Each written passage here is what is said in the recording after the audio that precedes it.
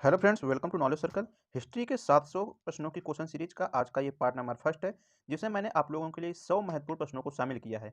ये प्रश्न आपके आगामी परीक्षाओं को देखते हुए तैयार किए गए हैं, जिसमें कि एनटीपीसी और ग्रुप डी को ज़्यादा महत्व दिया गया है। तो बिना देरी के आज का अपना पहला प्रश्न लेते हैं। सबसे पहला क्वेश्चन दिया गया है, 1611 ईस्वी में अंग्रेजों ने पूर्वी तट पर अपना प्रथम व्यापारिक कोठी कहाँ पर स्थापित किया था। दोस्तों इंपॉर्टेंट क्वेश्चन है और रिपीटेड क्वेश्चन, जिसका आंसर हो जाएगा मसूलीपट्टम में, जो कि पूर्वी तट से रिलेटेड ये क्वेश्चन आता है।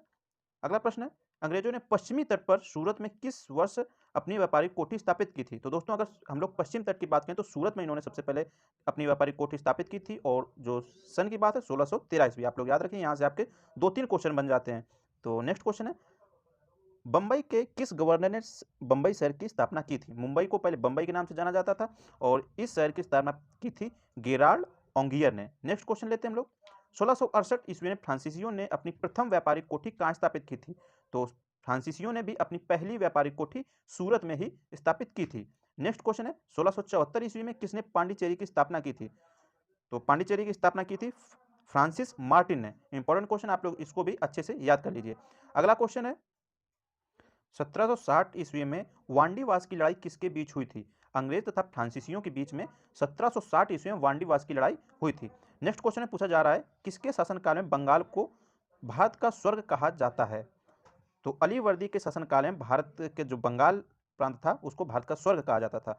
अगला प्रश्न है, कोठरी त्रासदी की घटना कब हुई। ये इतिहास की बड़ी घटना है, तो 1756 आप लोग याद रख लीजिए, काल कोठरी त्रासदी 1756 में हुई थी। अगला प्रश्न है, रॉबर्ट क्लाइव और सिराजुद्दौला के बीच प्लासी का युद्ध कब हुआ था। तो आंसर सही हो जाएगा 23 जून 1757 में प्लासी का युद्ध रॉबर्ट क्लाइव और सिराजुद्दौला के बीच हुआ था। अगला प्रश्न है, 1764 ईस्वी में बक्सर युद्ध के समय अंग्रेजों का सेनापति कौन था, यानी अंग्रेजों का नेतृत्व कौन कर रहा था। तो हेक्टर मुनरो सही आंसर हो जाएगा। नेक्स्ट क्वेश्चन है, बक्सर का युद्ध किसके बीच हुआ था। बेहद ही इंपॉर्टेंट क्वेश्चन और रिपीटेड क्वेश्चन है, तो इसका सही आंसर हो जाएगा अंग्रेजों तथा मीर कासिम के बीच में यह युद्ध हुआ था। टीपू सुल्तान किसका पुत्र था। तो जो टीपू सुल्तान के पिताजी का नाम था हैदर अली। अगले क्वेश्चन की ओर बढ़ते हैं, क्वेश्चन नंबर 13, शेर ए मैसूर के नाम से कौन जाना जाता है। तो टीपू सुल्तान को शेर ए मैसूर नाम से जाना जाता है। दोस्तों ये जितने भी क्वेश्चन है बेहद ही इंपॉर्टेंट और मोस्ट रिपीटेड क्वेश्चन है, जो अक्सर परीक्षाओं में देखने को मिलते हैं, इसलिए यहाँ से चांस ज़्यादा हो जाते हैं कि आपके आगामी जो भी परीक्षाएं वहाँ से आपको क्वेश्चन दिखने को जरूर मिलेंगे। अगला क्वेश्चन है, प्रथम आंग्ल मैसूर युद्ध कब हुआ था। तो 1767 से 69 के बीच में प्रथम आंग्ल मैसूर युद्ध हुआ था। नेक्स्ट क्वेश्चन है, क्वेश्चन नंबर 15, सिक्कों के अंतिम गुरु कौन थे, आप लोगों को नाम बताना है। तो गुरु गोविंद सिंह सिक्कों के अंतिम गुरु थे, या हम लोग कहें सिक्कों के ये 10वें और अंतिम गुरु थे। फ्रेंड्स आप लोगों को एक ज़रूरी बात बताना चाहूँगा कि ये जो इस वीडियो की पीडीएफ है, इसकी लिंक जो है डिस्क्रिप्शन में मैंने डाल दिया, आप लोग डाउनलोड कर सकते हैं। और उसके साथ में मैंने जैसे कि हिस्ट्री के 700 प्रश्न और जीके के हर एक सब्जेक्ट के ऐसे सैकड़ों प्रश्न आपको मिलेंगे, साथ में करंट अफेयर्स के सैकड़ों प्रश्न। टोटल जो प्रश्नों की संख्या है वह 5100। हाँ जी दोस्तों, 5100 प्रश्न आपको मिलेंगे। तो नीचे डिस्क्रिप्शन में लिंक दी गई, वहाँ से आप लोग पीडीएफ को डाउनलोड कर सकते हैं। और डेली आपको वीडियो मिलेगा, जैसे कि अभी हम लोग हिस्ट्री के क्वेश्चन सीरीज चला रहे हैं, तो 100 प्रश्नों का एक वीडियो आपको डेली रेगुलर यहाँ पर मिलेगा। और इसके बाद हर एक सब्जेक्ट्स वाइज हम लोग वीडियोस बनाएंगे, और आप लोगों के लिए बहुत ही इंपॉर्टेंट होने वाला, तो आप लोग किसी भी एक सेकंड को भी मिस मत किया करिए। तो बिना समय गंवाए चलिए चलते हैं क्वेश्चन नंबर 16 की तरफ। यहाँ पर दिया गया है, 1699 में खालसा पंथ की स्थापना किसने की थी। तो गुरु गोविंद सिंह ने ही खालसा पंथ की स्थापना की थी। आप लोग अक्सर देखते होंगे कि सिख धर्म से रिलेटेड क्वेश्चन परीक्षा में पूछे जाते हैं। तो सिखों के प्रथम गुरु कौन थे, गुरु नानक देव प्रथम गुरु थे। और 1539 ईस्वी में गुरु नानक जी की मृत्यु हुई थी। तो कहाँ पर मृत्यु हुई थी, तो ये करतारपुर में इनकी मृत्यु हुई थी। देखिए दोस्तों, यहाँ से आपके काफी क्वेश्चन, एक क्वेश्चन से काफी क्वेश्चन क्लियर होते हैं, जैसे कि गुरु नानक की मृत्यु कब हुई थी, तो 1539, और कहाँ पर हुई थी, करतारपुर में हुई थी। तो इस तरीके से आपके क्वेश्चन से क्वेश्चन निकलते हैं। अगला प्रश्न है, गुरुमुखी लिपि की शुरुआत किसने की थी। तो गुरु अंगद देव जी ने गुरुमुखी लिपि की शुरुआत की थी। अगला प्रश्न है, पाउल प्रणाली की शुरुआत किस सिख गुरु ने की थी। तो इसका आंसर हो जाएगा गुरु गोविंद सिंह है। दोस्तों आपके एग्जाम में गुरु गोविंद सिंह से रिलेटेड क्वेश्चन देखने को मिलते हैं, अगर सिख धर्म की बात होती, गुरु गोविंद सिंह और गुरु नानक देव से रिलेटेड क्वेश्चन देखने को मिलते हैं। तो आप लोग इन दो चीज़ों को अच्छे से पढ़िए, गुरु गोविंद सिंह और नानक देव के बारे में आपको थोड़ी बहुत जानकारी जरूर होनी चाहिए। अगला प्रश्न है, 1757 से 60 एवं 1765 से 67 में बंगाल का गवर्नर कौन था।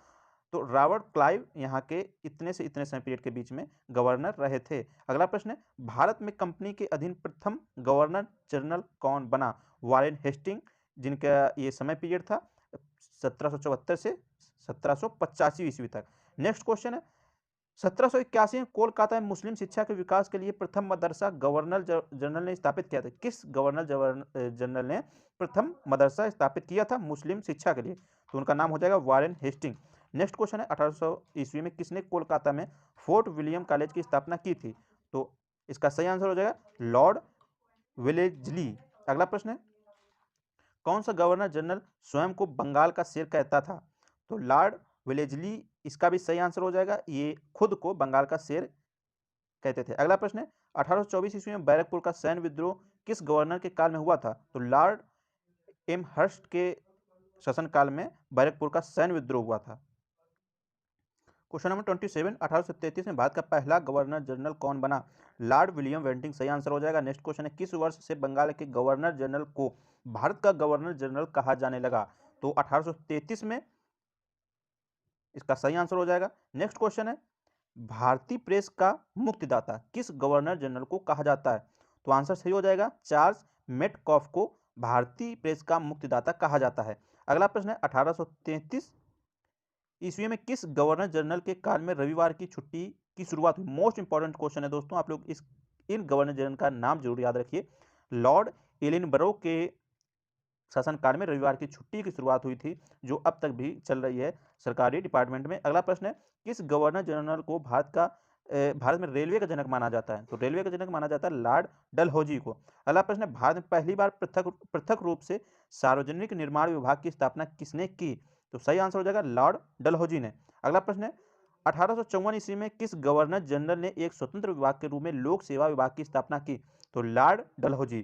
दोस्तों लॉर्ड डलहौजी से संबंधित क्वेश्चन देखने को मिलते हैं, तो आप ये एक महत्वपूर्ण जनरल गवर्नर रहे हैं इंडिया में, तो इससे संबंधित आप सारी चीज़ें पढ़ लीजिए। मैक्सिमम चीज़ें मैंने यहाँ पर कवर कर रखी हैं।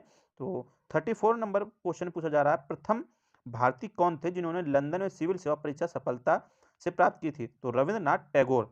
अगला प्रश्न है भारत का प्रथम वायसराय कौन था? Lord Canning. आंसर सही हो जाएगा लॉर्ड कैनिंग। किस वायसराय के समय में विधवा पुनर्विवाह पूर्ण रूप से बैन हुआ था?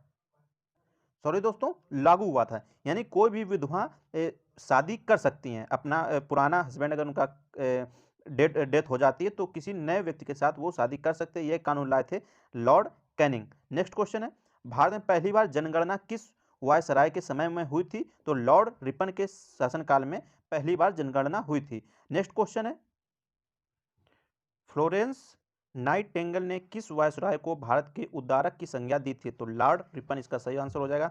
नेक्स्ट क्वेश्चन है भारत को तलवार के बल पर विजित किया गया है और तलवार के बल पर ही इसकी रक्षा की जाएगी, यह कथन किसका था? तो लॉर्ड इलिंग द्वितीय का यह कथन था। नेक्स्ट क्वेश्चन हो जाएगा आपका चित्तरंजन दास एवं मोतीलाल नेहरू ने स्वराज पार्टी की स्थापना कब थी? मोस्ट इंपॉर्टेंट क्वेश्चन है, आप लोग याद रखिए। स्वराज पार्टी की स्थापना हुई थी 1923 ईस्वी में। नेक्स्ट क्वेश्चन है किस वायसराय के समय 9 अगस्त 1942 को भारत छोड़ो आंदोलन प्रारंभ हुआ था? तो इसका जो सही आंसर हो जाएगा लॉर्ड लिन लिथगो। अगले क्वेश्चन की ओर बढ़ते हैं। 1857 की क्रांति के समय इंग्लैंड के प्रधानमंत्री कौन थे? अक्सर क्वेश्चन पूछा जाता है ये। तो पाल्मस्टेन यहाँ के प्रधानमंत्री हुआ करते थे जिस समय 1857 के विद्रोह भारत में पनप रहा था। अगला प्रश्न है 1857 की क्रांति के समय लखनऊ का नेतृत्व किसने किया था? बेगम हजरत महल ने लखनऊ की तरफ से नेतृत्व संभाला था। अगला प्रश्न है जलियांवाला बाग हत्याकांड किस वर्ष हुआ था? दोस्तों इंपॉर्टेंट क्वेश्चन है, यहाँ से परीक्षा में डेट पूछ ली जाती है। जलियांवाले बाग हत्याकांड से डेट भी पूछी जाती है, तो आप लोग ऐसे याद रखिए 13 अप्रैल 1919 को जलियांवाले बाग की ये हत्याकांड हुआ था पंजाब में। नेक्स्ट है जलियांवाला बाग हत्याकांड के विरोध में कैसर ए हिंद की उपाधि किसने लौटा दी थी? तो महात्मा गांधी ने कैसर ए हिंद की उपाधि लौटा दी थी, मतलब इतना ज्यादा इनको दुख हुआ था इस हत्याकांड के बाद। अगला प्रश्न है जलियांवाला बाग हत्याकांड के विरोध में किसने राय बहादुर की उपाधि लौटा दी थी? तो जमनालाल बजाज जी ने राय बहादुर की उपाधि लौटा दी थी। अगला प्रश्न हो जाएगा जलियांवाला बाग हत्याकांड के विरोध किसने अपनी नाइटहुड की उपाधि लौटा दी थी? इन सब में सबसे मोस्ट इंपॉर्टेंट क्वेश्चन यही है कि जो रविन्द्रनाथ टैगोर जी थे इनको नाइटहुड की जो उपाधि प्राप्त थी, इन्होंने इस हत्याकांड के बाद अपनी इस उपाधि को लौटा दिया था वापस अंग्रेजों को। अगला प्रश्न है महात्मा गांधी ने असहयोग आंदोलन की शुरुआत कब की थी? मोस्ट इंपॉर्टेंट क्वेश्चन 1 अगस्त 1920 को असहयोग आंदोलन की शुरुआत की थी महात्मा गांधी जी ने।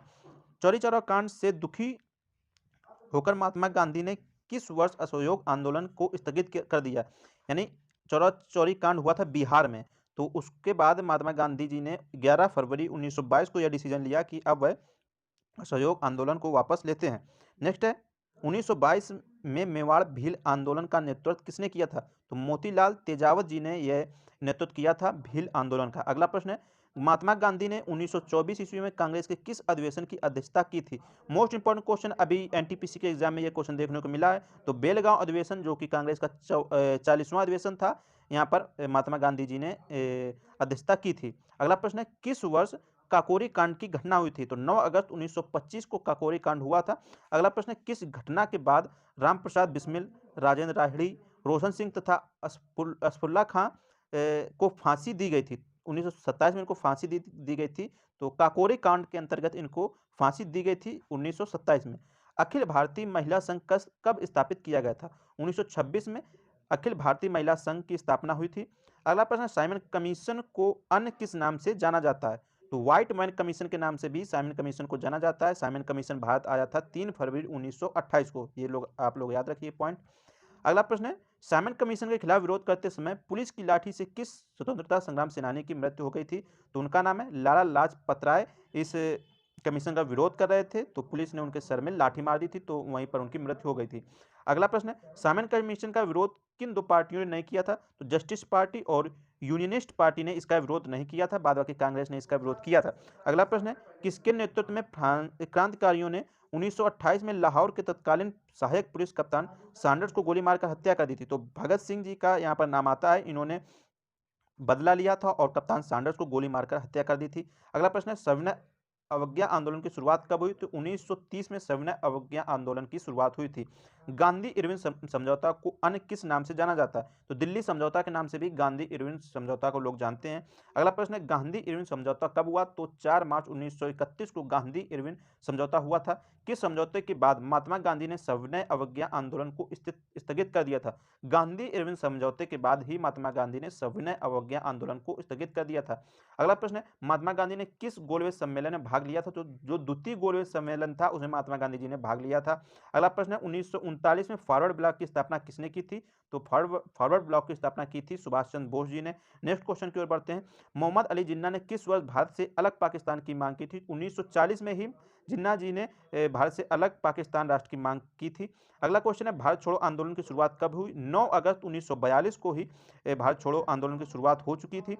अगला प्रश्न है भारत छोड़ो आंदोलन में किसने करो या मरो का नारा दिया? इंपॉर्टेंट क्वेश्चन है, करो या मरो का नारा किसने दिया? महात्मा गांधी जी ने यह नारा दिया था। अगला प्रश्न है आजाद हिंद फौज की स्थापना का विचार सर्वप्रथम किसके मन में आया? तो कैप्टन मोहन सिंह जी के मन में यह विचार आया कि एक आजाद हिंद फौज होनी चाहिए और इन्होंने उसकी स्थापना कर दी।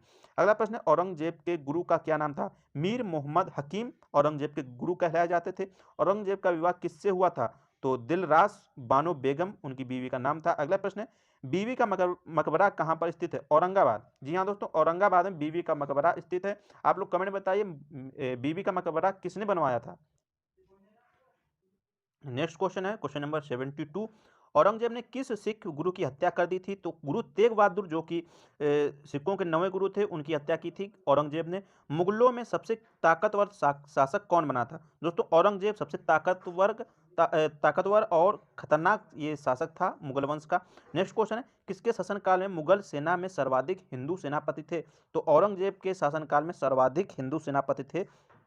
नेक्स्ट क्वेश्चन है ताजमहल की रूपरेखा किसने तैयार की थी? उस्ताद ईसा ने इसकी जो रूपरेखा थी तैयार की थी ताजमहल की। नेक्स्ट क्वेश्चन है ताजमहल का निर्माण करवाने वाला मुख्य वास्तुकार कौन था? उस्ताद अहमद लाहौरी सही आंसर हो जाएगा। नेक्स्ट क्वेश्चन है किस मुगल शासक के काल में स्थापत्य कला का स्वर्ण युग कहा जाता है?